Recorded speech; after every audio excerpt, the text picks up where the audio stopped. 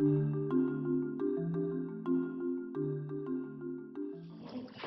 je vous présente le docteur Corinne Boucro-Barallon, qui est docteur vétérinaire, qui est directrice générale et scientifique de Scanelis. Vous l'avez déjà entendu parler sur les études précédentes, mais elle est également membre du groupe d'experts européens en médecine infectieuse féline. Donc on est vraiment très content de l'avoir parce que c'est une personne très compétente dans son domaine. Merci Aurélie. Bonsoir à tous. Donc, effectivement, je suis très contente de pouvoir venir vous parler des maladies infectieuses. C'est un sujet que j'étudie depuis des années, puisqu'auparavant j'étais même enseignant-chercheur à l'école vétérinaire ici en pathologie infectieuse. Donc ce soir, nous allons parler du syndrome Coryza chez le chaton.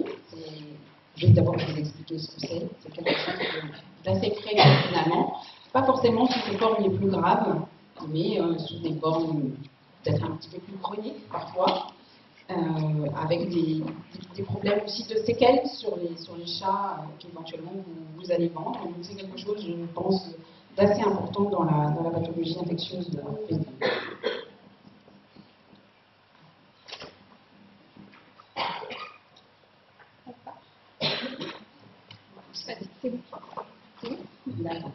Alors je suis désolée de vous montrer des photos aussi horribles, on va dire, qui sont des photos de coryza assez classiques. Donc le coryza, c'est en fait un syndrome, un ensemble de signes cliniques qui notent des affections des voies respiratoires supérieures qui peuvent parfois se compliquer par des infections des voies respiratoires inférieures et du poumon, et donc terminer en pneumonie, avec évidemment des mortalités, en particulier chez le chaton qui est particulièrement sensible. Donc il est extrêmement difficile en fait de faire la part des choses à partir de ces photos et de savoir qui est responsable et de quoi. Alors il faut savoir d'abord que c'est un syndrome qui est assez fréquent en collectivité et que surtout il est dû à très souvent plusieurs agents infectieux différents en même temps. Donc là, par exemple, on avait sur les 3 cas une composante virale. Donc vous avez en haut à gauche un chat qui était atteint d'herpès virus. Il y avait également d'autres agents infectieux. Au milieu, vous avez un chat qui présentait une calicivirose, une forme particulièrement virulente de calicivirose. Et à droite également une calicivirose. Donc vont être impliqués dans ce syndrome Coryza à la fois des virus, souvent on va parler essentiellement des virus, mais également des bactéries. Et puis, ce sont des agents infectieux qui interviennent, qui se développent chez des animaux qui sont susceptibles, parce qu'on peut très bien avoir aussi ces agents infectieux dans l'élevage sans avoir forcément de problème de coryza, heureusement, parce qu'ils sont particulièrement fréquents. On verra également à la fin qu'il existe des vaccins pour essayer de protéger contre les signes cliniques chez ces chatons, au moins contre certains agents de ce coryza. Alors, quels sont les agents infectieux qui sont impliqués dans le coryza? Alors, très souvent, on dit bon, les coryza, c'est l'herpès virus et le calicivirus. Alors, c'est vrai que cette composante virale est extrêmement importante. Ces virus sont ce qu'on appelle des agents primaires, c'est-à-dire que si on infecte des chats avec uniquement ces virus, des chats évidemment qui ne sont pas immunisés, pas vaccinés, on va provoquer un syndrome coryza. Mais il existe d'autres agents qui vont intervenir soit aussi comme agents primaires éventuellement, ou comme agents secondaires. Et parmi ces agents, il y en a que vous connaissez, et il y en a d'autres que vous connaissez en général moins. Donc vous avez donc, à côté de l'herpès virus et du calicivirus qui sont impliqués dans un grand nombre de cas de coryza, vous avez également une bactérie qu'on appelle Bordetella bronchiceptica, qui est très connue par les éleveurs de chiens, beaucoup moins par les éleveurs de chats, et donc qui est chez le chien l'agent de la toux chenille, et qui existe également chez le chat, qui provoque le même genre de problème respiratoire, qui est simplement moins fréquent, mais en fait qui est quasiment que dans les collectivités, et aussi en élevage. Et puis vous avez Chlamydophila felis, donc la chlamydiose, c'est ce que vous connaissez bien, vous savez qu'il existe des vaccins, ça n'est pas un agent primaire du syndrome coryza, mais très souvent les chlamydia participent aussi à ce syndrome coryza. C'est relativement fréquent en élevage. Et enfin, vous avez une autre bactérie, qui est une bactérie très particulière, qui est intracellulaire, très petite, très difficile à mettre en évidence par des techniques classiques, donc on ne fait pas de culture pour la détecter. La seule méthode qui permet effectivement de détecter cette bactérie, c'est la méthode PCR, vous en avez entendu parler auparavant. Donc la PCR, le principe, c'est de détecter directement les agents infectieux en mettant en évidence une partie de leur génome. Donc tenais à le préciser pour ceux éventuellement qui n'ont pas entendu parler de cette technique.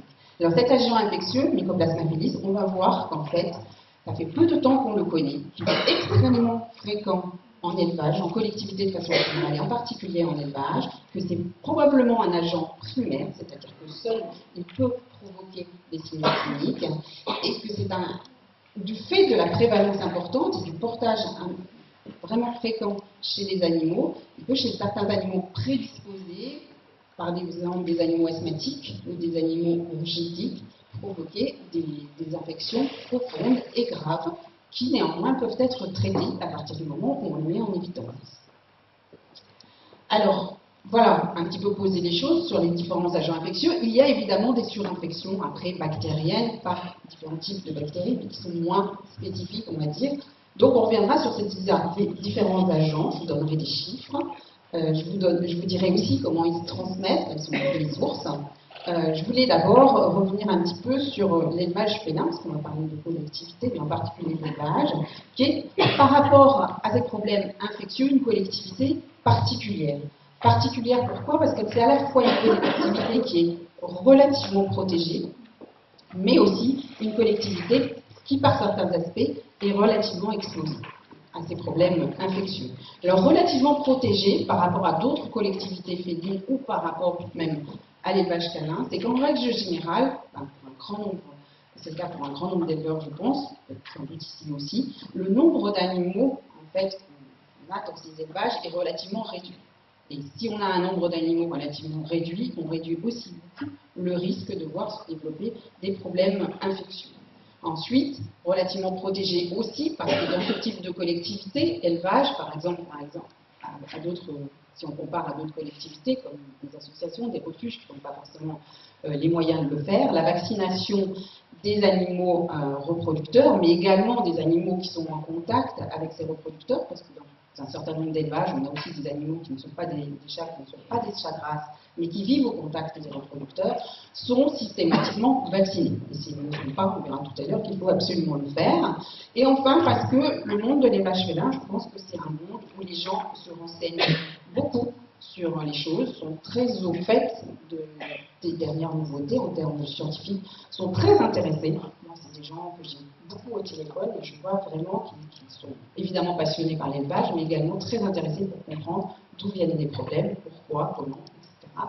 Et donc c'est toujours évidemment un plus et leur permet aussi, à partir du moment où on s'informe, de mieux se protéger. C'est également une collectivité exposée parce que c'est un élevage. Parce que dans un élevage, il y a des animaux jeunes, que les animaux jeunes, ce sont des animaux particulièrement sensibles, parce qu'on va voir, là, ils sont à une période de vie où ils ont effectivement une immunité d'origine maternelle, mais qui ne va pas durer longtemps, qui est variable d'un animal à l'autre, qu'on n'a pas commencé à les vacciner. Donc il y a toute une période où ils sont vraiment fragiles et ils baignent souvent, trop souvent, dans un milieu où les agents infectieux sont présents. Ensuite, c'est un milieu où il y a des échanges. Il y a des saillies à l'extérieur, il y a des expositions, on introduit des nouveaux reproducteurs, même si ce n'est pas très très fréquent, ça arrive, et c'est forcément une source aussi de brassage, d'introduction d'agents infectieux. Et en cela, la collectivité est relativement exposée. Et enfin, ce sont souvent donc, des élevages de type familial, donc ça veut dire que c'est quand même pas si fréquent que ça qu'on élève des chats en cage, et ça a beaucoup d'inconvénients d'élever les chats en cage, mais ça a aussi parfois certains avantages par rapport à la diffusion des agents infectieux. C'est des gens, donc élevage familial, ça veut dire des contacts avec la famille, avec les enfants qui eux-mêmes ont des contacts avec l'extérieur, et il y a des agents infectieux qui sont résistants et qui peuvent se transmettre de façon indirecte. On a aussi un problème de personnel. L'éleveur, parfois, souvent, est tout seul, donc il faut gérer la maternité, il faut gérer les chatons, il faut gérer les autres animaux, il faut gérer sa maison. Et c'est vrai que c'est parfois un problème. Et donc, il y a aussi des locaux qui sont des locaux familiaux où les chats vivent dans la maison, même si on réserve certaines pièces à certaines activités. On va parler un petit peu des chiffres par rapport à ce syndrome Coryza et à la présence des agents infectieux dont je vous ai parlé précédemment. Donc on va parler à travers différentes études, donc des études publiées, des études qu'on a réalisées nous dans notre laboratoire, pour essayer de comprendre un petit peu l'importance en fait de ces agents infectieux. Alors la première étude dont je vais vous parler, c'est une étude européenne qui a l'avantage d'être une étude extrêmement large, donc puisqu'elle a concerné 1748 chats dans 218 collectivités différentes, collectivités qui étaient en partie des élevages, mais pas que, il y avait également des refuges, et puis il y avait également des collectivités dans lesquelles les propriétaires avaient au moins 5 chats. Donc le critère d'inclusion, c'était au minimum 5 chats dans la collectivité. Dans cette étude, donc, ont été déterminées les prévalences, donc la fréquence d'infection de l'herpès-virus, FHV c'est l'herpès-virus, du calicivirus, FCV, de chlamydophila, chlamydia, et de bordetella bronchoseptica. Donc il n'y a rien dans cette étude sur Mycoplasma felis, parce que cette étude est publiée en 2005 et qu'à l'époque, on ne connaissait pas du tout cet agent. Donc l'étude a été réalisée à la fois par des techniques de PCR de détection directe, c'est ce que je vais vous montrer, et également des méthodes sérologiques, donc rechercher la présence, enfin la trace de l'infection via les anticorps donc, circulant chez les animaux. Donc au moins 5 chats par chatterie, 67% des chats étaient vaccinés, c'était des chatteries, soit des chatteries contrôle, c'est-à-dire des chatteries dans lesquelles il n'y avait aucun problème clinique, soit des chatteries dans lesquelles effectivement il y avait des troubles respiratoires qui avaient été décrits. Et dans cette étude, donc parmi les 218 collectivités, il y en avait 50 en France. Donc vous avez ici les résultats concernant donc, les différents agents infectieux dont je vous ai parlé qui ont été recherchés. Avec donc en bleu, vous avez les collectivités dans lesquelles les signes cliniques respiratoires ont été donc, décrits. Et en vert, celles pour lesquelles il n'y avait pas de problème clinique. Alors ce qu'on voit déjà, c'est que même dans les chatteries contrôle, eh ben, on a les agents infectieux présents. En particulier, il y en a un qui est particulièrement prévalent, c'est le calicivirus. Donc c'est le deuxième, le récepteur n'a pas l'air de fonctionner.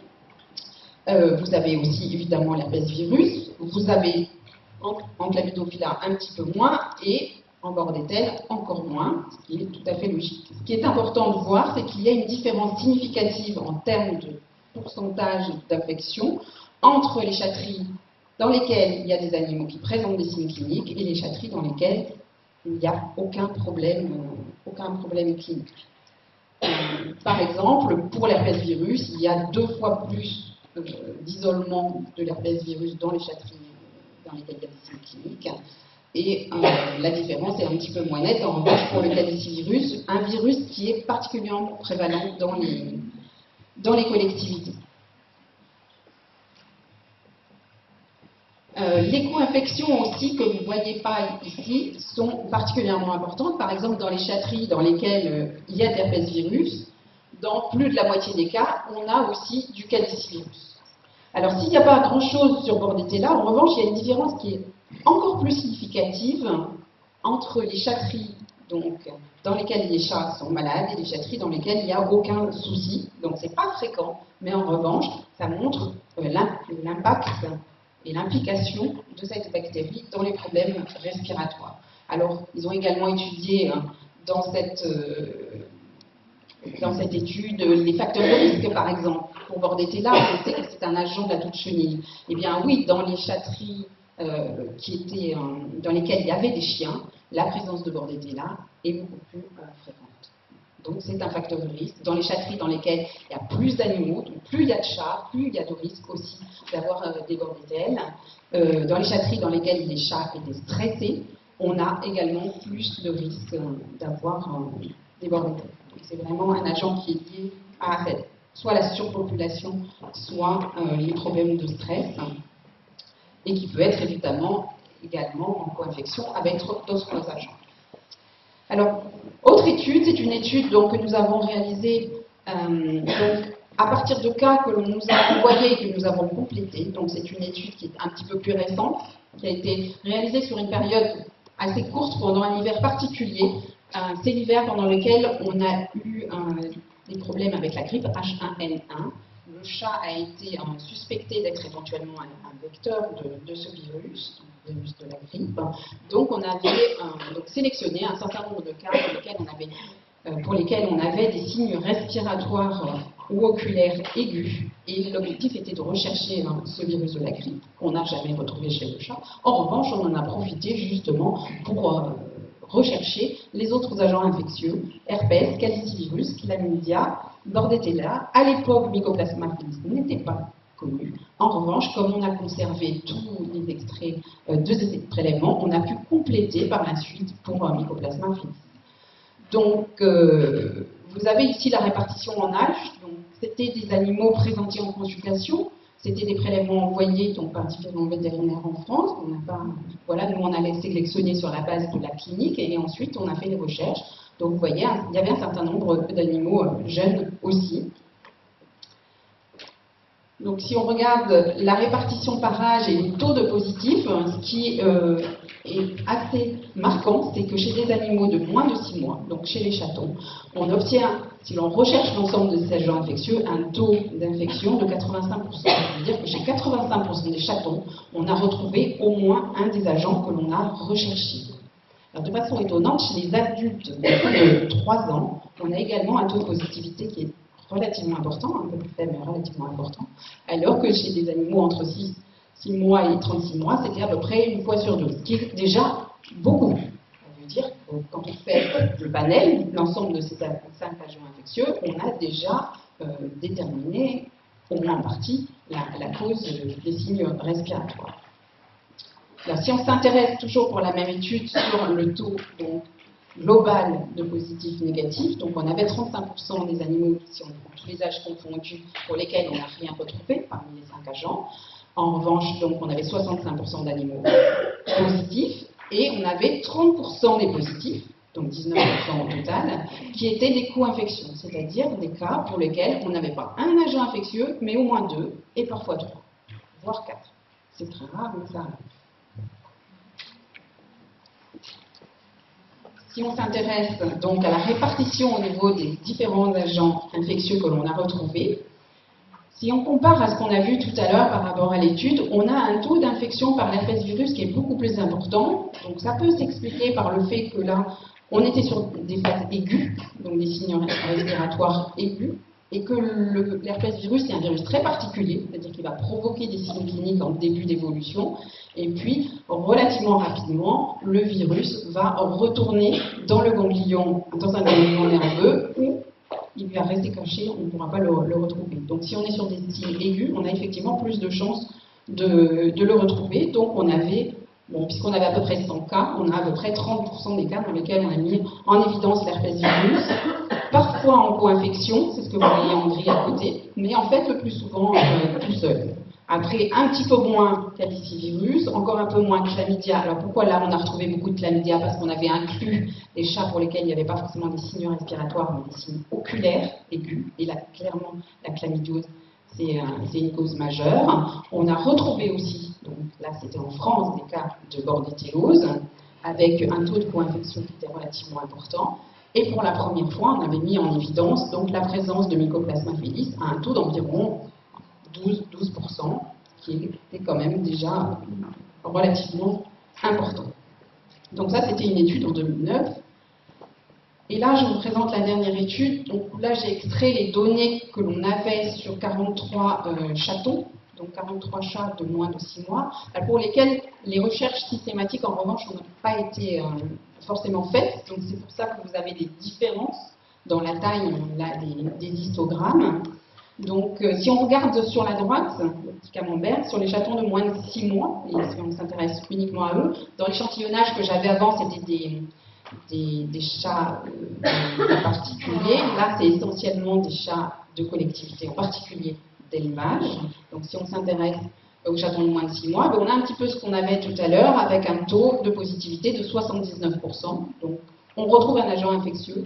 Chez les chats présentant des signes respiratoires, alors là c'était des signes respiratoires ou en général respiratoires aigus, on retrouve donc au moins un des 5 agents infectieux dans 79% des cas.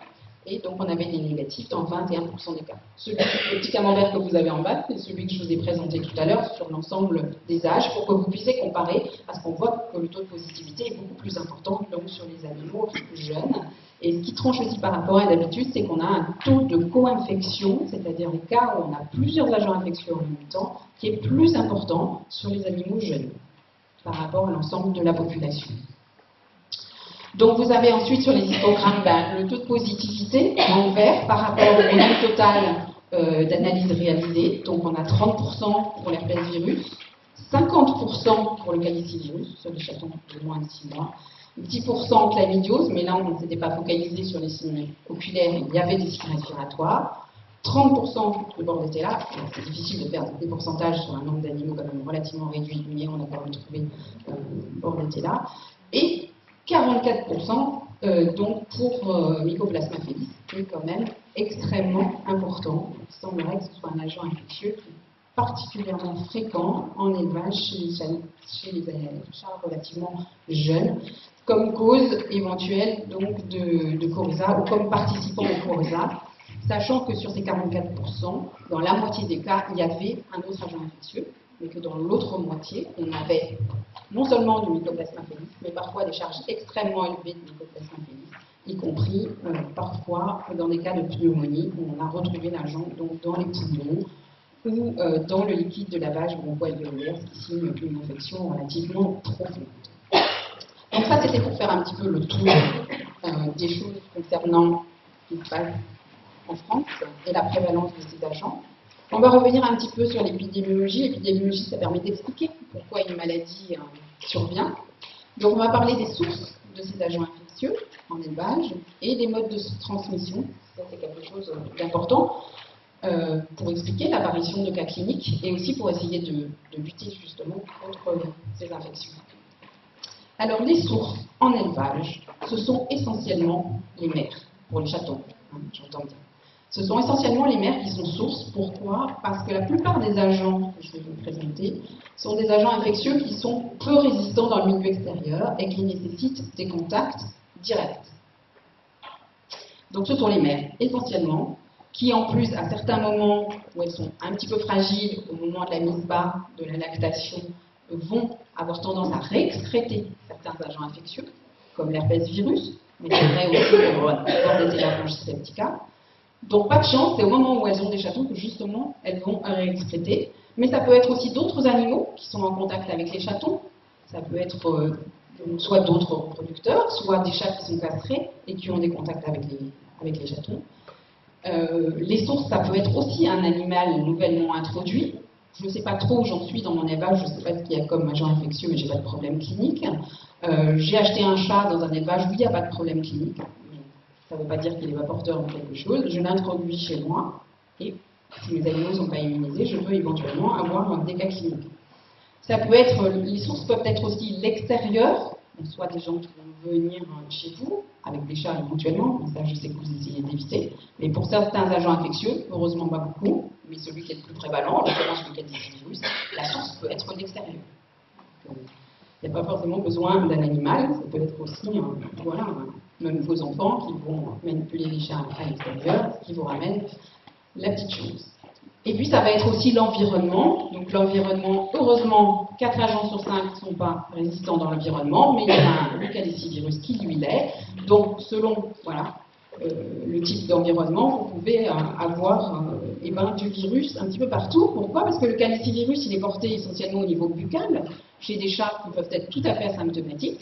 Donc le chat, évidemment, il va faire sa toilette, il va se lécher, il va mettre du virus sur tout ce qu'il lèche, déjà c'est ses camarades, mais également donc, sur son pelage. Si on fait des écouvillons de pelage, on trouve très fréquemment du calicivirus dans le pelage, et il peut donc le déposer à peu près n'importe où. Et il y a un élément qui est particulièrement riche en calicivirus, c'est le clavier de l'ordinateur. Il y a des études qui ont été réalisées et qui montrent que les claviers d'ordinateur contiennent beaucoup de choses, dont du calicivirus. Et le calicivirus peut résister à peu près 3 semaines dans l'environnement, donc c'est quelque chose qui peut être une source.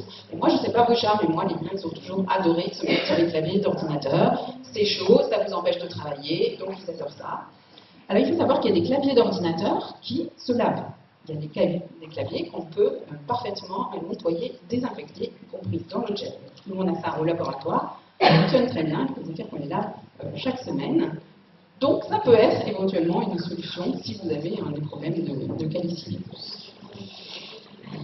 Alors, concernant la transmission, je vous en reparle un petit peu, on a parlé tout à l'heure de cas cliniques. Et là, maintenant, on va essayer de voir si le portage, ce qu'on appelle le portage asymptomatique, est fréquent ou pas. C'est-à-dire, est-ce qu'en collectivité, en particulier, c'est fréquent d'avoir chez soi du mycoplasme, du bordetelle, chlamydia, etc. Alors, en fait, le plus fréquent, c'est le calicivirus. En particulier en collectivité, on considère qu'en moyenne, il y a à peu près 20% des chats qui excrètent du calicivirus, y compris des chats qui n'ont absolument rien, aucun problème buccaux. Le problème de ces chats, c'est que les porteurs asymptomatiques peuvent excréter beaucoup de virus. Il peut y avoir beaucoup de virus. Alors que l'herpès, si jamais ils excrètent, l'avantage, s'ils sont asymptomatiques, il y en a très peu. Et en plus, le virus est très fragile. Mais le calicivirus, ils peuvent en excréter beaucoup. C'est un virus qui est résistant dans le milieu extérieur, donc plusieurs jours, voire plusieurs semaines. Donc le contact et la source peut être à la fois, la modalité de transmission peut être à la fois directe, deux chats qui sont directement en contact, ou indirect, c'est-à-dire que vous pouvez parfaitement vous transférer le calicivirus à un autre chat. Donc c'est un véritable problème parce qu'en plus c'est le plus fréquent et l'expression chez un chat porteur asymptomatique elle continue. Si votre chat à un moment est négatif, c'est qu'il s'est débarrassé du virus, mais il va pouvoir évidemment se réinfecter parce qu'il y a des centaines de milliers de souches différentes, donc il se réinfectera au contact d'un autre chat positif. L'herpès virus, c'est assez rare. Alors on considère que 80% des chats ont déjà eu l'herpès virus, mais la plupart d'entre eux ne vont pas excréter le virus. Donc ce virus, il va être justement dans ce ganglion nerveux dont je vous ai parlé. Donc finalement, il ne joue pas un rôle épidémiologique très important, ces porteurs, parce qu'il n'y en a pas beaucoup. Il n'y en a pas beaucoup. Et en plus, le virus est très peu résistant dans le milieu extérieur. On considère que voilà, la transmission indirecte maximum possible est de 1 mètre à 1 mètre 20, parce qu'il paraît que vous mesurez les éternuements de chat et que ça ne peut pas aller au-delà. Donc, si vous avez des chats titans de moins d'1 mètre, normalement, ils ne peuvent pas se transmettre le virus. Normalement, vous ne pourrez pas non plus le transmettre indirectement. En revanche, un chat infecté par l'herpès virus, le problème c'est qu'on ne le détecte pas tout le temps et qu'il peut excréter à tout moment, période de stress, de gestation, de lactation, changement d'environnement, typiquement le chat que vous introduisez chez vous par exemple. Donc, il y a un risque quand même potentiel. C'est pour ça, sans doute, qu'on retrouve autant de prévalence de cette infection dans les problèmes respiratoires. La chlamydiose, le portage est vraiment peu fréquent, même si vous avez des problèmes de chlamydiose. Le portage est peu fréquent. En revanche, un animal qui a fait une chlamydiose va excréter pendant 2 mois. Donc pendant 2 mois, un animal, même qui n'a plus de signe clinique, va excréter les chlamydia dans l'environnement, mais il va être surtout contagieux directement parce que les chlamydia sont des bactéries qui sont très peu résistantes dans le milieu extérieur. C'est la même chose pour Bordetella bronchiceptica. Déjà, c'est relativement rare. Alors, on ne sait pas très bien si l'expression est intermittente ou continue, mais elle est faible en termes de quantité par rapport à des animaux malades. Et en revanche, les animaux qui ont fait une bordétellose peuvent excréter, c'est très difficile de les blanchir, ils peuvent excréter pendant plusieurs mois. Donc, on ne sait pas trop le mode de transmission, c'est assez fragile, donc a priori, plutôt direct et très rapproché, et indirect beaucoup moins probable. Et Mycoplasma felis, c'est une bactérie très petite, intracellulaire obligatoire. En revanche, le taux d'infection est relativement important, puisqu'on a vu tout à l'heure, dans les cas cliniques, mais sur des animaux asymptomatiques en élevage, dans un élevage dans lequel il y a des mycoplasmes, on a souvent un taux d'infection qui dépasse les 30%. Ça veut dire que 30% des élevages sont positifs.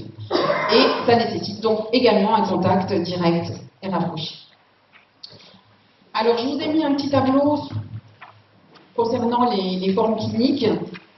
Il faut savoir, entre ce qu'on a vu tout à l'heure sur les photos, les formes suraiguës et puis les formes qui quasiment passent là-dessus, il y a tout un continuum possible. La clinique est souvent très complexe parce qu'on a beaucoup d'agents infectieux différents, donc qui vont évidemment faire varier la clinique. Ce qu'il faut savoir, c'est qu'il y a énormément de problèmes de séquelles chez des animaux qui ont fait un coryza lorsqu'ils étaient jeunes. Donc ça va être quel type de séquelles? Ça va être des séquelles oculaires, en particulier si l'herpès virus a été impliqué, avec des problèmes de kératite, de conjonctivite récidivante. Ça va être des problèmes de sinusite, de rhinite, également pour l'herpès, mais également pour Mycoplasma felcis. Il peut y avoir beaucoup de séquelles de ces infections. Donc même si on n'a pas des formes gravissimes, derrière, le propriétaire qui va acheter les chatons risque d'avoir, lui, des soucis. Puis on a des problèmes de récidive avec l'herpès virus, parce que l'herpès virus, c'est une bombe à retardement, il est planqué, et puis quand il ressort à l'occasion d'un stress, eh ben, on peut avoir des signes cliniques, ou on peut juste avoir une infection des chatons, parce que la mère, à ce moment-là, va récidiver. Voilà, alors je suis désolée, le tableau est un petit peu grand et compliqué. Donc vous avez en fait un certain nombre d'éléments sur la durée d'incubation, sur la durée d'évolution, sur la plupart des signes. Donc, avec quel agent on a vraiment des signes généraux importants? Là, c'est clairement le plus grave en général, c'est l'herpès virus. Et pour les autres, c'est plus modéré, sauf si on a évidemment des problèmes de pneumonie. On a tout ce qui est signes oculaires. Donc, signes oculaires sont impliqués l'herpès virus, par exemple, le mycoplasme. Clairement, il y a un lien entre le mycoplasme et les conjonctivites, alors que le calicivirus, c'est peu fréquent. Il y a certaines souches à tropisme oculaire, mais c'est vraiment peu fréquent. Pour la chlamydiose, évidemment. Et c'est pareil, c'est relativement rare pour Bordetella, plutôt Bordetella des signes respiratoires. En termes de signes respiratoires, vous allez avoir beaucoup d'éternuements avec l'herpès virus, mais c'est pas parce qu'un chat éternue que c'est forcément de l'herpès virus, évidemment. Bordetella, le signe constant, des problèmes respiratoires, des problèmes de jetage et de la toux, comme chez le chien, évidemment si ça se complique, des pneumonies. Avec le mycoplasme, un petit peu comme l'herpès, on va avoir des rhinites, des sinusites, en plus des signes oculaires, chroniques parfois. Et chez le très jeune chaton, on peut avoir donc des pneumonies. Et sinon, chez les chats plus âgés, voilà, un chat qui a tendance à faire de l'asthme, s'il est porteur de Mycoplasma felcis, on peut avoir des gros soucis d'infection respiratoire profonde. J'ai également noté d'autres signes cliniques. Alors, il y a aussi des signes buccaux, qui sont beaucoup plus fréquents avec le calicivirus, mais qui sont néanmoins existants avec l'herpès virus. Souvent des ulcères, qui ne sont pas localisés de la même façon selon que c'est de l'herpès ou du calicivirus. En revanche, pas de problème buccaux avec les autres agents en général. Donc, si vous avez des problèmes d'ulcères dans la bouche, ça peut être le calicivirus, ça peut être l'herpès virus en particulier. Il y a un certain nombre d'agents infectieux qui ont été impliqués dans des troubles de la reproduction, en particulier les problèmes d'avortement, de résorption fœtale, pour l'herpès virus. Quelques souches de calicivirus, mais franchement, moi j'en ai jamais vu, il y a quelques publications. Cause d'avortement et de mortinatalité, en revanche, la chlamydiose. Si vous avez de la chlamydiose dans l'élevage, vous pouvez, heureusement, c'est pas du tout systématique, c'est plutôt rare, mais nous, on a eu plusieurs cas de problèmes de mortinatalité dans les élevages dans lesquels il y avait justement des soucis de chlamydiose. Bon, et la mortalité, très variable, alors ça va dépendre en fonction de l'agent infectieux, évidemment, mais ça va dépendre aussi des co-infections. Plus il y a d'agents impliqués, et plus ça va être grave, en règle générale. Donc, on va parler maintenant de prévention. Est-ce qu'on peut éviter ça? Parce que l'objectif, c'est quand même d'éviter ça. Alors, je vais vous parler un petit peu de prévention sanitaire et de prévention médicale. La prévention sanitaire, c'est tout ce que vous pouvez faire, vous, pour empêcher l'apparition de cas cliniques. La prévention médicale, va reposer sur la vaccination. Et on va parler de vaccination et de protocoles vaccinaux, spécifiquement en élevage, parce que je pense que c'est un point important. Alors, concernant la prévention, ce qu'il faut, vous, déjà, c'est, en tous les cas, si vous pensez ne pas en avoir, ou si vous savez que vous n'en avez pas, éviter l'introduction de ces agents infectieux. Bon, il ne faut pas rêver. En élevage, quand on élève des chats, on élève aussi des virus et des bactéries. Donc, être complètement négatif, c'est possible, mais il faut vivre en autarcie, avoir aucun lien avec l'extérieur. C'est pas forcément super, ni pour vous, ni pour les chats. Donc, c'est relativement difficile. On peut essayer de limiter, on va dire, mais pour certains, c'est même quasiment impossible. Et d'ailleurs, c'est pour ça que le calicivirus est aussi prévalent, parce qu'en plus, c'est présent dans le milieu extérieur. Donc, il y a une prévalence élevée, donc si vous voulez introduire un nouveau chat, acheter un chat, vous pouvez l'acheter dans un élevage dans lequel il n'y a aucun souci clinique. Ça ne veut pas dire forcément que le chat va être négatif en tout. Vous allez en plus avoir le problème de la détection de certains porteurs pour l'herpès virus. On sait qu'on ne peut pas détecter tous les porteurs, puisque justement, quand ils n'excrètent pas, il n'y a aucune méthode de diagnostic qui permet de les détecter. Détecter systématiquement, surtout si on fait 5 agents pathogènes, ça a un coût. Donc, et puis, ça n'a pas forcément un intérêt si, par exemple, vous ne savez pas quel est le statut de votre élevage. Par exemple, vous testez un animal qui va être introduit, il est négatif, c'est super, mais si, par exemple, un de vos chats est positif, ben, vous allez l'introduire, et puis c'est peut-être lui qui va tomber malade. Donc, c'est assez compliqué. Ce qu'il faudrait faire au minimum en prévention, c'est faire des analyses lorsqu'on constitue un élevage. C'est un nouvel éleveur qui veut, voilà, il part souvent avec 2 reproducteurs. C'est un petit peu dommage de partir avec déjà de la place du calicilivirus et éventuellement autre chose. C'est vrai que si on peut l'éviter, au moins la constitution de l'élevage, c'est peut-être pas mal. Ensuite, lorsque vous introduisez un animal, la règle, normalement, c'est de le mettre en quarantaine, en vraie quarantaine. Déjà en observation, évidemment, et puis de faire éventuellement des analyses de dépistage, si du moins vous connaissez les statuts de votre élevage par rapport à ces agents infectieux. Pas obligé de tous les faire, mais au moins pour certains. Et si vous faites des analyses de dépistage, et ça va se faire sur des écouvillons, alors c'est votre vétérinaire qui va faire ces prélèvements-là, mais des prélèvements le plus large possible, au niveau de l'œil, au niveau de la gorge, au niveau du nez. Comme ça, on fait la totalité. Et on essaie de faire les analyses, pas au moment où le chat arrive, ou pas en amont de son arrivée, mais après 8-10 jours de présence, notamment pour lui permettre, s'il est porteur, de réexploiter, par exemple, le herpesvirus. Bon, globalement, le chat qui va arriver chez vous, même si vous êtes super sympa, il va être quand même assez stressé. Il a quitté son élevage, il a quitté sa mère, il a voyagé, parfois il a voyagé longtemps, il a même pris l'avion, et donc il va forcément être stressé. Et c'est le moment favorable, on va dire, pour la réexpression. Donc, on ne va pas le faire tout de suite en arrivant, on va attendre éventuellement. Donc ça, c'est pour le dépistage, si on peut faire le dépistage. Et puis après, il y a tout le problème du nettoyage et de la désinfection. Et clairement, lorsque les chats vivent dans votre maison, ça, c'est quelque chose de très compliqué.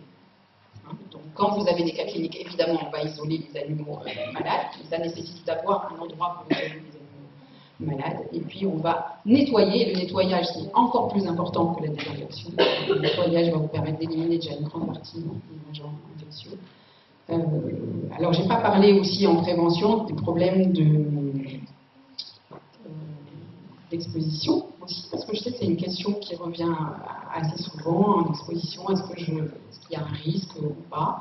Je dirais que le risque, il est probablement essentiellement par rapport au calicivirus, parce qu'il faut savoir que voilà, quand vous allez en exposition, il y a globalement dans la salle 25% des chats, peut-être 30% qui sont porteurs de calicivirus. Que c'est un virus qui est relativement résistant dans le milieu extérieur, et que même si vous évitez le contact direct, ben, vos chats ils vont passer dans certaines mains, forcément. Donc on ne peut pas être absolument sûr qu'on ne va pas ramener quelque chose.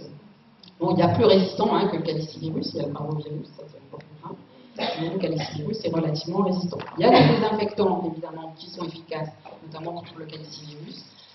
Il y a beaucoup de désinfectants qui sont testés pour le calicivirus. C'est un virus qui sert à faire les tests des désinfectants, y compris pour le milieu hospitalier humain. C'est le virus modèle, on va dire, le calicivirus. Donc, vous pouvez aussi regarder sur les étiquettes contre quoi ils ont été testés ces produits.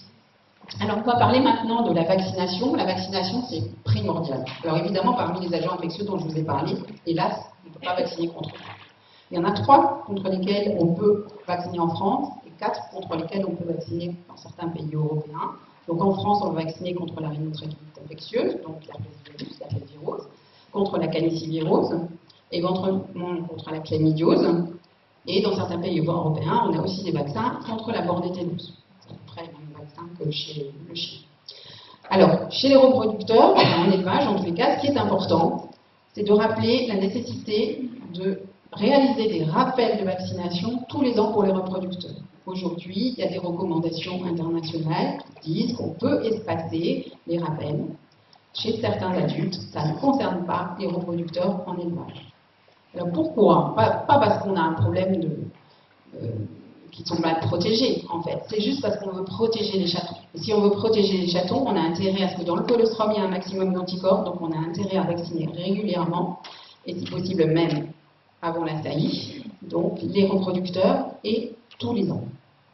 Donc on va adapter aussi le protocole à l'élevage. à la fois pour les reproducteurs, pour les chatons. Est-ce que je sais si des agents infectieux sont présents ou pas? Est-ce que j'ai déjà eu des cas cliniques? On peut moduler le protocole de primo-vaccination, en particulier en fonction de l'âge auquel apparaissent ces cas cliniques. Si j'ai des cas cliniques relativement tôt, je vais avancer la première injection de primo-vaccination. Il y a des protocoles, on peut déroger au protocole dans des conditions très particulières. Donc l'âge des chatons atteints, si vous avez des problèmes respiratoires en élevage, des problèmes de coryza, c'est très important de noter à quel âge sont les animaux. Et c'est aussi pour ça que c'est important de faire un certain nombre d'analyses pour objectiver aussi l'origine infectieuse et savoir quels agents sont impliqués. Est-ce que ce sont des virus pour lesquels on sait qu'on va pouvoir éventuellement renforcer le protocole de vaccination, ou est-ce que c'est autre chose pour lesquels éventuellement on peut avoir peut-être des traitements antibiotiques qui seront intéressants. Donc la question qui se pose souvent, c'est est-ce que je vaccine avant la saillie? Oui, c'est plutôt recommandé. Et est-ce que je vaccine les chatons plutôt plus tard? On va le voir sur les protocoles. Alors l'immunisation des chatons passe par deux voies. L'immunisation passive par le colostrum, donc ça veut dire qu'évidemment, il faut que les chatons peut-être le colostrum, on l'a vu tout à l'heure, le plus tôt possible. Mais il faut savoir que dans une même portée, ils ne trouvent pas tous la même quantité, éventuellement ils n'ont pas accès à la même maman, etc. Donc, il y a une variation entre les portées et il y a une variation entre les chatons d'une même portée. En moyenne, la protection pour l'herpès virus, ça va être pendant 8 semaines, alors que la protection donc passive colostrum pour le calicivirus, ça dure plus longtemps. Donc c'est bien, ça protège plus longtemps, mais ça veut dire que si on commence à vacciner trop tôt, eh bien, on risque d'avoir une interférence entre la vaccination.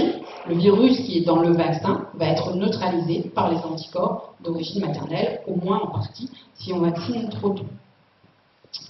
Et puis après, cette phase d'immunisation passive, qui est quand même très variable en termes de durée, en fonction des chatons, vous avez une phase d'immunisation active.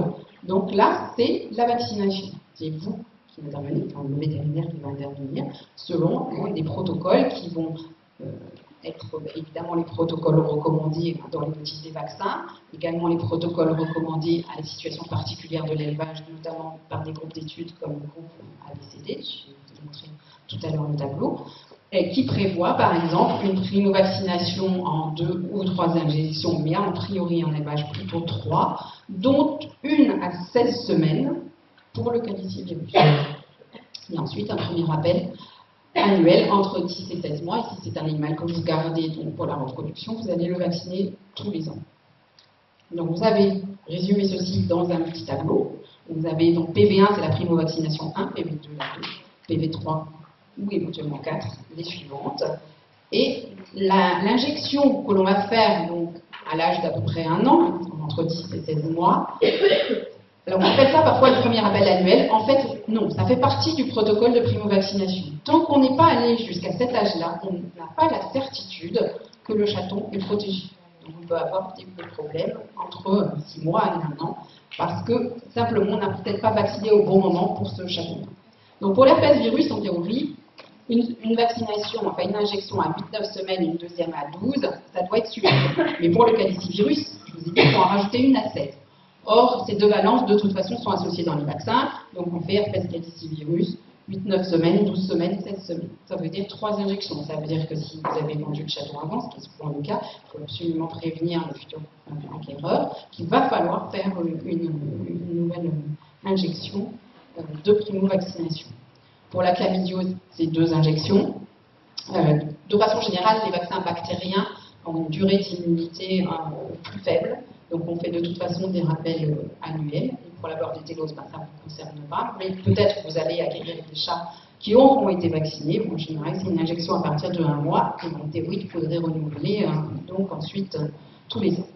Une question qui peut se poser, c'est, voilà, j'ai un chaton qui a fait un coryza, il est guéri. Est-ce qu'il faut que je le vaccine? Oui, il est recommandé de continuer la vaccination. Si je suis dans un milieu infectif, j'ai des problèmes de coryza, je peux commencer à vacciner à partir de 4 à 6 semaines. Donc, le vétérinaire peut décider de commencer plus tôt, notamment si les cas cliniques sont apparus sur des très jeunes chatons, donc avant l'âge de 8 semaines. Et ensuite, on va vacciner toutes les 2 semaines, au minimum jusqu'à 12 semaines. Et pour les reproducteurs, Donc on les vaccine tous les ans, je vous l'ai déjà dit, et si possible avant la saillie, donc pour l'herpès et le calicivirus, de façon à avoir le colostrum le plus riche possible. Et l'idée est de protéger le chaton dans les premières semaines, c'est-à-dire au moment où il est le plus fragile, parce qu'on sait que dans l'environnement, dans un grand nombre de cas, les agents infectieux vont circuler. Donc on va essayer de le protéger au mieux. Pour ces balances-là, c'est plus simple que pour le diffus, mais se rappeler quand même que pour le calicivirus, c'est quand même une persistance relativement longue de l'immunité d'origine colostrum. J'en ai terminé. Donc, juste pour résumer le coryza en élevage, une activité de type élevage, il faut retenir que ce ne sont pas forcément un agent infectieux, mais que très souvent, voilà, au moins la moitié des cas, il y en a plusieurs. Ce sont des infections multiples, que le chaton est particulièrement fragile dans les premières semaines, mais qu'on peut jouer sur le protocole vaccinal.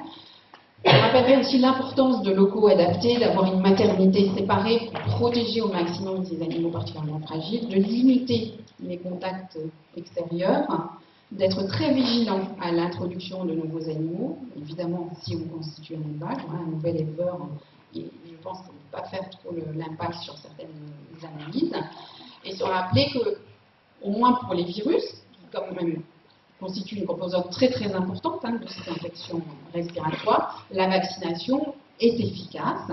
Alors la vaccination est efficace, mais elle n'empêche pas l'infection, je vais vous le dire. Donc, la vaccination protège contre les signes cliniques de coryza, mais en aucun cas la vaccination, à part la vaccination antirabique, ne protège contre l'infection. Donc si le virus circule, la vaccination n'empêchera pas la circulation du virus. En revanche, elle empêchera l'apparition de cas cliniques sur les jeunes animaux en particulier. Donc, rappeler la vigilance par rapport à la vaccination, qui est quand même quelque chose de très important. Et pour le reste, il va falloir dépister et éventuellement traiter, parce qu'il s'agit de bactéries. Voilà, je vous remercie de votre attention. Et si vous avez des questions.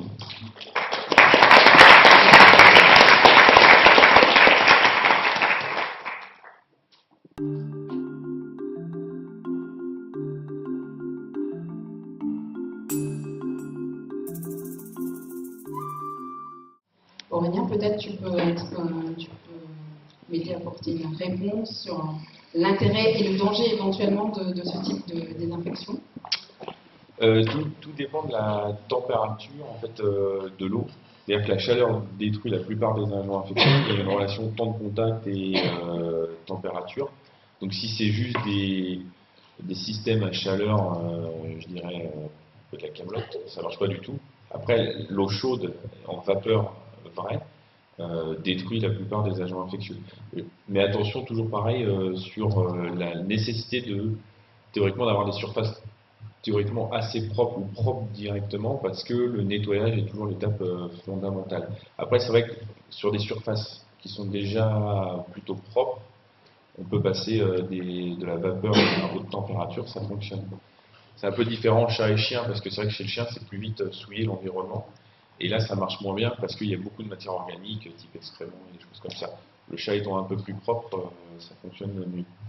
Mais il faut quand même des systèmes qui sont validés de qualité. C'est surtout ça. Mais la chaleur détruit.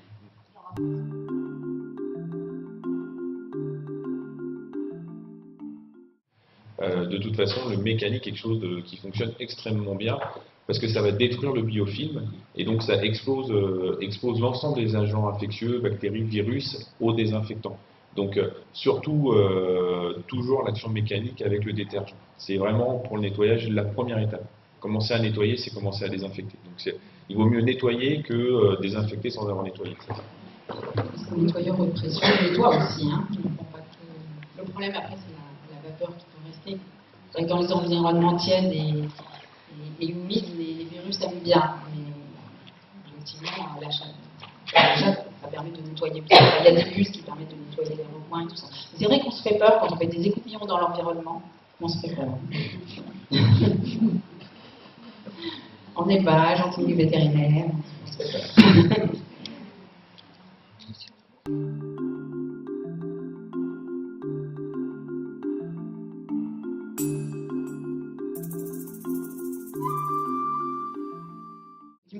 Je vous ai montré les recommandations en élevage pour les reproducteurs, qui sont très particulières. Au sein du groupe de travail, on a définir des critères, les chats qui vont à l'extérieur ou qui ont des contacts avec les chats à l'extérieur, les chats qui vivent uniquement à l'intérieur, les chats sous risque ou pas. Et il y a beaucoup de vaccins et de plus en plus de vaccins qui vont avoir des AMM c'est-à-dire des autorisations de mise sur le marché qui vont permettre de les utiliser pour les rappels 1 an sur 2 ou tous les 3 ans. C'est vrai, effectivement, en élevage, mais le problème en élevage, c'est pas qu'on veut protéger plus les reproducteurs. Si on les vaccinait tous les 3 ans, il n'y a aucun souci, mais on veut protéger les chatons. Donc l'objectif, en fait, de la vaccination, on peut évidemment protéger les reproducteurs, en général, ils sortent peu, ils ont peu de contact quand même avec l'extérieur, ils ont été immunisés depuis leur jeune âge. L'objectif, c'est d'avoir un colostrum riche en anticorps pour protéger le chaton, justement dans la période où on ne peut pas le vacciner. Et avant 4 à 6 semaines, on ne peut pas le vacciner. Il est plutôt recommandé de commencer à vacciner à 8 semaines. Et on va vacciner plutôt, effectivement, hors AMM, hors autorisation de mise sur le marché.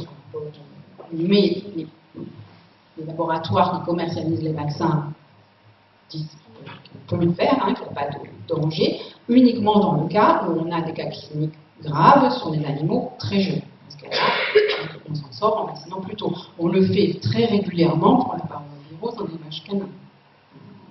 On peut le faire aussi pour le typhus en élevage canin, mais c'est quand même moins fréquent. Et c'est ce qui permet de sauver des chiots. Donc le risque est très très faible. Alors on a aussi des vaccins inactivés éventuellement si on veut avoir un risque encore plus faible, mais qui sont globalement peut-être un peu moins efficaces.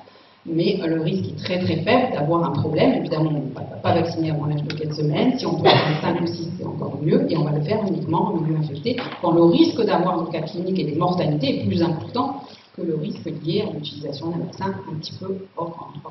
Et c'est sous la responsabilité, évidemment, du vétérinaire. Ce sont aussi des recommandations internationales aux États-Unis et en Europe. Donc on peut aussi se baser là-dessus, qui est établi pas juste sur la base quand même d'études qui ont été réalisées, de publications, etc.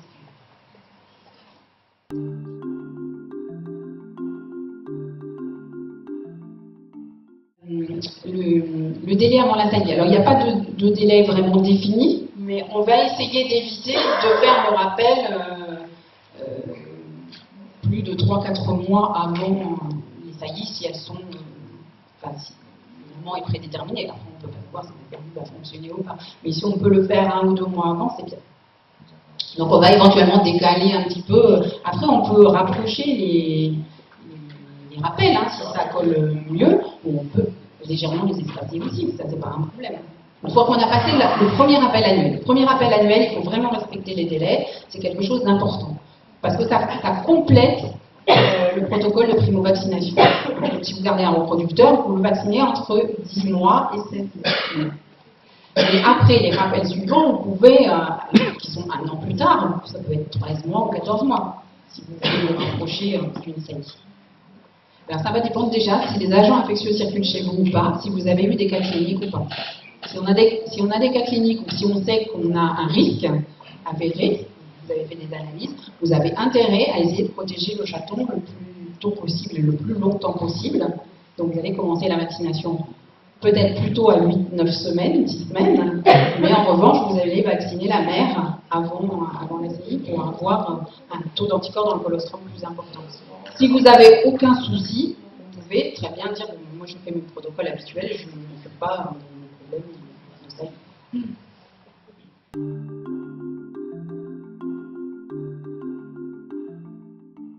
Les expositions et le risque où les éleveurs se protègent leurs chats avec des films. Ils se protègent en fait vis-à-vis des visiteurs, beaucoup, qui sont des gens qui aiment les chats en général, qui en ont éventuellement chez eux, donc je comprends parfaitement. Je trouve qu'ils se protègent moins vis-à-vis des autres éleveurs. La source de virus, c'est sans doute plutôt les autres chats qui sont dans l'exposition. Oui, alors le problème de la désinfection des mains, ils utilisent, j'imagine, des gels hydroalcooliques. C'est que si vous n'avez pas les mains parfaitement propres, c'est pas très efficace. En fait, ce serait sans doute plus efficace qu'ils se lavent les mains, savonnent les mains entre chaque chat.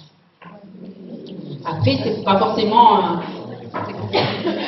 moyen de transmission des agents infectieux très important. Je pense qu'il peut y avoir un risque pour le calicivirus. Essentiellement, en exposition, il n'y a pas de chat malade. Le problème du calicivirus, c'est que, en général, il y a un contrôle vétérinaire, on va dire. Le problème du calicivirus, c'est il y a deux choses. C'est que c'est fréquent, trois choses. C'est fréquent. Il y a des chats, donc, fréquemment des chats qui sont porteurs, et le problème, c'est qu'ils peuvent excréter beaucoup de virus, ce qui n'est pas le cas avec les autres agents infectieux. Quand ils sont en bonne santé, ils n'en excrètent pas beaucoup. Mais le calicivirus, ils peuvent en excréter beaucoup, et c'est un virus résistant. Donc, ça veut dire qu'il y a une possibilité de transmission indirecte. Ce serait très intéressant de faire une étude en exposition, de faire des échantillons, de vérifier l'état de l'examen, les mains des juges, etc. Je pense.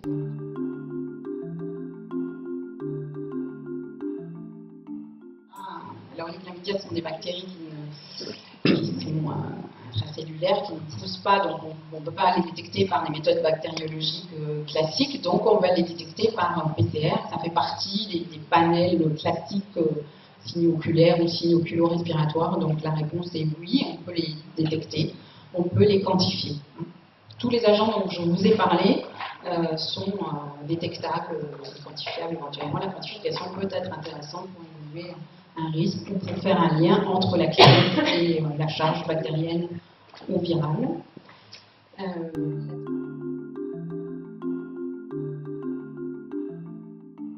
La vaccination contre la chlamydiose, qui peut entraîner une altération de l'état général. Ça, c'est quelque chose qui est classiquement décrit, qui est effectivement lié à la vaccination, qui ne présente pas de danger supplémentaire, mais ça peut mettre le chaos certains chats. Il faut savoir qu'au sein des groupes d'études, donc en particulier les groupes d'études européens, on considère que la vaccination chlamydiose ne fait pas partie des vaccinations de base, y compris en élevage. C'est-à-dire que ce n'est pas des vaccinations qu'on considère comme absolument incontournables et nécessaires. Les vaccinations incontournables et nécessaires, c'est la vaccination contre la panleucopénie, le typhus, contre l'herpès virose et la calicivirose. La chlamydiose, on va vacciner si on a des soucis cliniques dans un élevage. Ce sont les recommandations.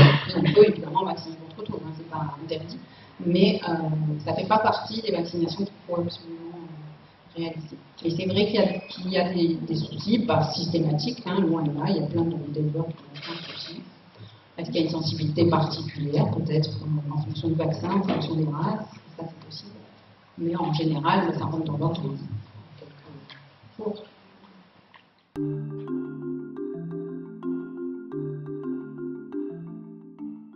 Les souches de calicivirus pervirulent, c'est des souches qui vont provoquer des signes cliniques vraiment dramatiques. Et on en a observé plusieurs cas, d'abord aux États-Unis, puis ensuite en Europe, en particulier en France. Aujourd'hui, on en voit, sinon tous les jours, on en voit régulièrement, hein, souvent dans des hôpitaux vétérinaires, dans des grosses cliniques vétérinaires, parce que pour le voir émerger, il faut avoir plusieurs cas pour y penser.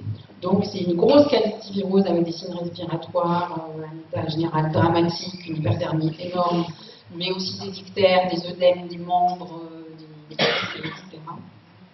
Et un taux de mortalité qui avoisine les 50%. Donc ça diffuse très très rapidement. En revanche, ça s'éteint aussi rapidement, parce qu'en fait, le calicivirus, c'est un virus qui mute très vite. Donc les chats, en multipliant le virus, vont le transformer. Enfin, le virus va se transformer chez eux. Et ça touche des chats de tous âges, des chats qui soient vaccinés ou pas. C'est ce qu'on observe en tous les cas. Les souches émergent, ces cas cliniques émergent, parce que justement, il n'y a pas de protection vaccinale. Après, il est évident que contre certaines souches, peut-être que certains vaccins peuvent être partiellement efficaces ou efficaces, mais contre une autre souche hyper virulente, ce sera peut-être le vaccin du voisin qui sera efficace. Plus on a de souches dans le vaccin, plus on peut penser que l'efficacité sera plus large, mais tout ce qu'on a vu jusqu'à présent, c'était aussi sur des chats vaccinés. Je ne pense pas qu'il y ait des études sur le type de vaccin, qui n'ont peut-être pas eu suffisamment de cas. Mais aujourd'hui, la vaccination, on peut dire, ne protège pas particulièrement contre ces souches-là. Et le souci, c'est que tous les cas qui ont été décrits, à chaque fois, c'était des souches différentes. Donc pour l'instant, quand on va trouver une caractéristique commune à ces souches, parce qu'il y en a forcément, hein, pour provoquer ces signes, on aura peut-être un élément pour avoir un vaccin qui ciblera en fait ce type de souche. Mais aujourd'hui, à ma connaissance,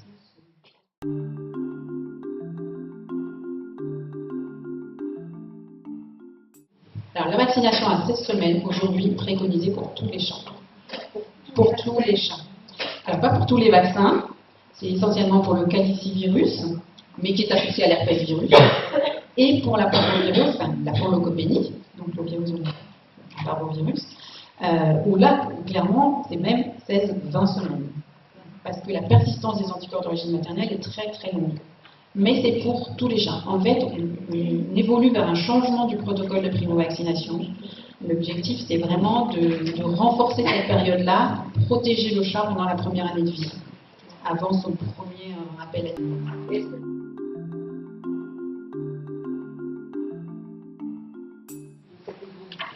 Alors, on essaie de communiquer au maximum sur ces évolutions.